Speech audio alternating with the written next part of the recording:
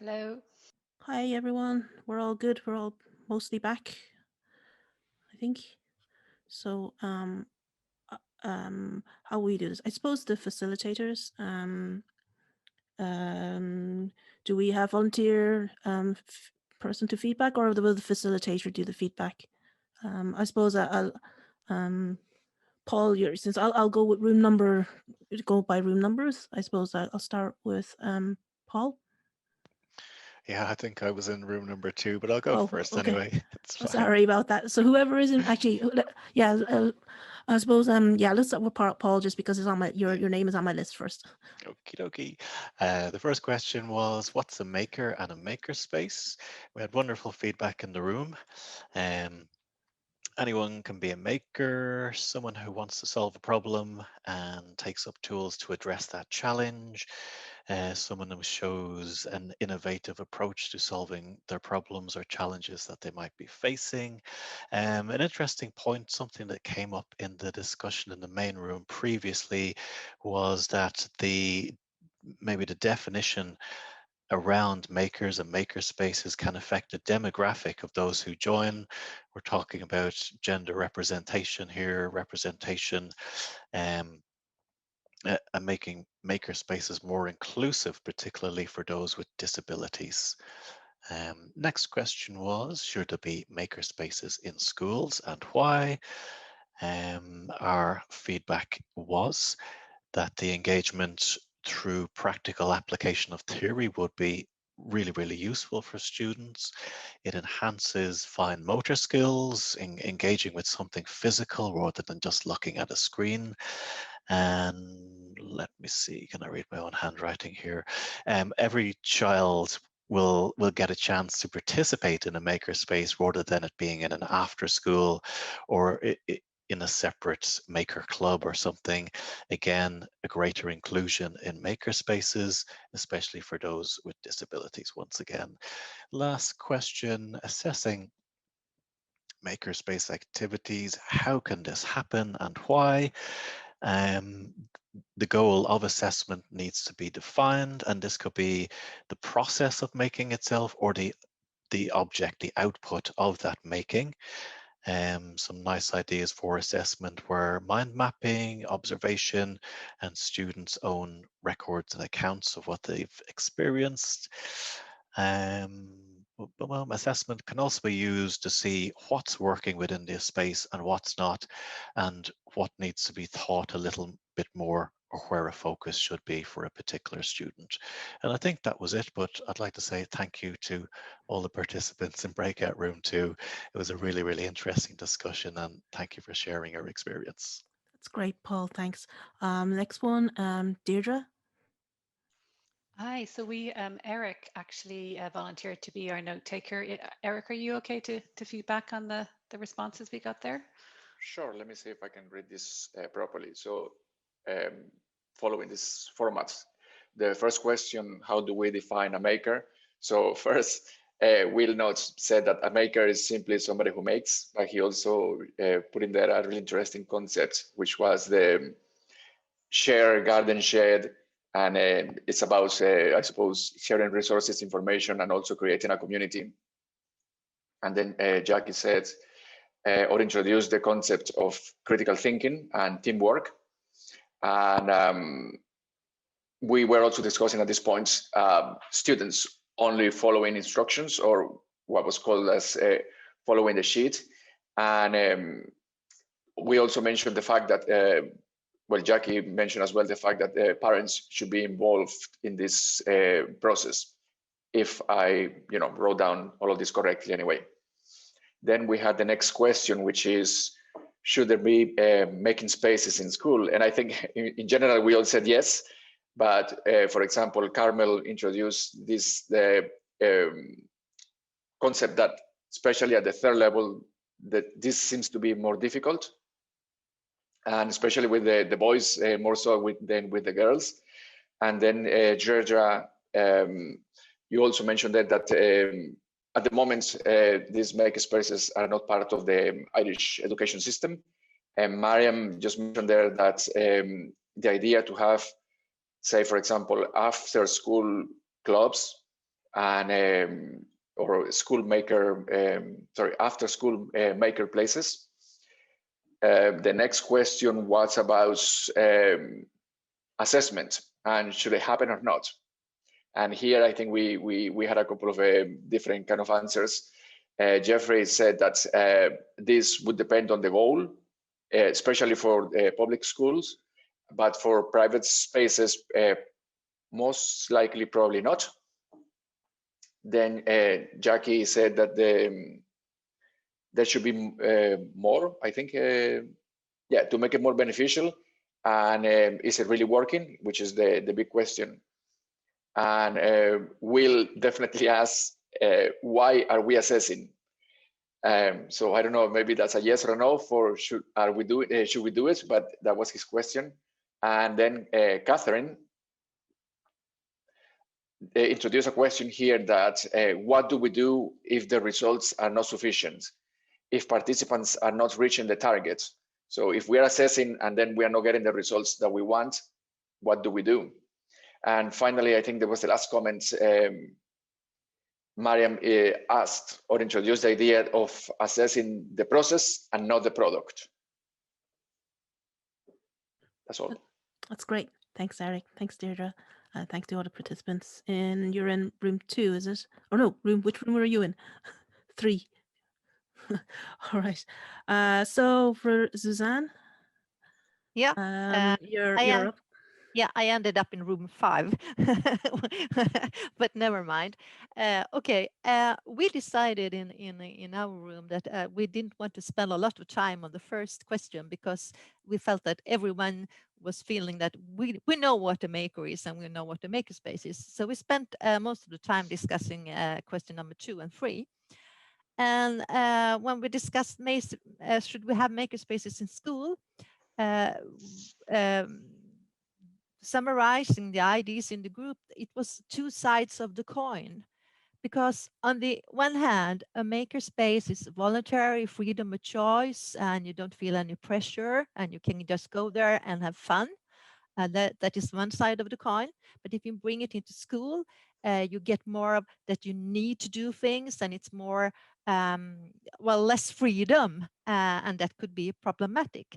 On the other hand, when we do bring makerspace into schools, it's a lot about the methodology and working project based.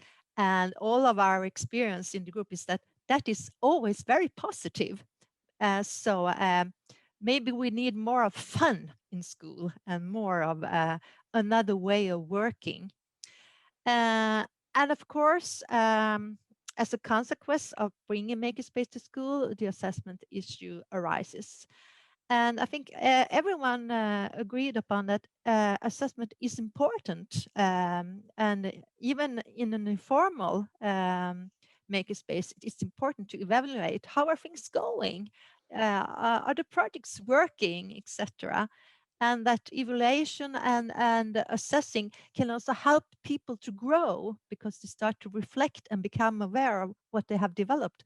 Like the girl in the video that Renee showed, that I know I can communicate now. So it can be helpful actually for the young people also, that they need to be assessed. And there are many ways of doing that in different informal ways that we talked about. And finally, just a thing that we talked about, and it was some practical issues that arose. That if we want to start a makerspace in a school, how much would it cost to do that? And we had a perfect answer from Chris. That depends on how much money you have. If you don't have a lot of money, you can start a makerspace anyway. That's great. Thank you, Suzanne, and thank you to all the participants in room 5. So Renee is next. Your update, please. Hi, interesting discussions also in our rooms. We spend more time in the 2 first questions. Actually, now regarding the maker spaces, we define them as places where there is an atmosphere of curiosity and innovation, and let me see, go back to my notes. And places where the students had to work on projects, no matter if they these projects are brought in completions or completion or not. There are places with a lot of material and resources that enable students to be creative and to explore also the materials. The maker, based on our discussion, I'll try to summarize all the comments, is someone who is willing to step out of their comfort zone and try to make something new, working individually, but also with others. In the makerspace, failure has a place. And actually is seen as a learning opportunity. Nothing runs smoothly in a makerspace. There is a lot of experimentation there. I really actually like the idea of, that you have to step out your comfort zone in order to be a maker and to try out new things and to connect with others. What else? Regarding the also an interesting point that was raised is that making is not only related to digital technologies. We can make things using also other materials, wood, craft materials, etc. Regarding makerspaces and formal education, I think that we all agreed that it is beneficial for a formal institution to have a makerspace and to try things out there. It seems like a place where you can develop as a critical thinker, develop entrepreneurial mindset, and develop a number of skills related to collaboration and creativity. However, it seems that there are tensions between the curriculum, the formal curriculum, and the open nature of the maker spaces and making in general. Issues related to safety were also raised that may act as obstacles for the teachers, and also the fact that teachers need training in order to run a makerspace and to be involved in making activities in a makerspace. What else we have here? I suppose Again, there was need to step out. There is need to step out for the teachers to step out their comfort zone. And regarding assessment, the discussion revolved around the use of a combination of evaluation tools, observational forms, and self-reported methods in order to assess what is going on in the makerspace. Hope I did a good summary of the very, very interesting discussions that were on in our room. Thank you, Renee. Which room were you in? Not sure, maybe room 1. Yeah, okay. And finally, I know, Abhilash, you were supposed to facilitate one of the rooms, and you said someone took over. Maybe someone can summarize from that room, the final room. I think it's 4.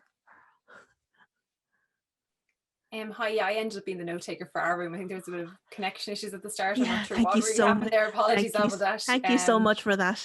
No problem. I'll just give a quick brief Yeah, overview thanks. and please remind me if I've forgotten anything. So recognizing the makerspaces, we kind of spoke about how it was basically some form of facility where people can come and build and make things, and it's characterized by prototyping in various different ways. We kind of spoke about how if you're maybe setting one up in a library, like I know Kay was one of the members in our group, and she was wondering how setting up a library, and we literally said you could be like have a makerspace in a shoebox as such. That it's more the ideology of making stuff and crafting from recyclable materials and creating something new, and I suppose it's out of oneself. We also spoke about, then we moved on, then we kind of got stuck in question 2. We never actually made it as far as assessment. We, regards to makerspace and formal education, Leo made the point that it was you could have it in a formal or an informal setting. The point was also made that I think Abeldash made this point, which was we all agreed was very important, that there is a need existing to bring the makerspace into formal education in order to make sure that students don't get left out, okay, which would be a really important aspect, that, you know, students that might not have the access to go to makerspace that are run outside of school at the weekends for whatever reason, that they have the opportunity to participate and that they have an opportunity to be recognized and that their skills can be brought to the front as well. It's not their fault, like, that they might come from undesirable or unfortunate circumstances. They also made the point that there was a lot of need to see the integration of subjects, and that would promote creativity and curiosity in the students. And that, I think, is I hope that sums up what we spoke about. Well, thank you so much for taking over, facilitating the room, and your feedback. And thanks to everyone who joined in the discussion. So we're Just a little to bit, add, yes? I just would add, I think some of the teachers in our room clearly mentioned the challenge they're facing across time and space as two main concerns to having even thinking about my maker spaces in their schools. Mm-hmm. Thank you. Thank you, Abhilash.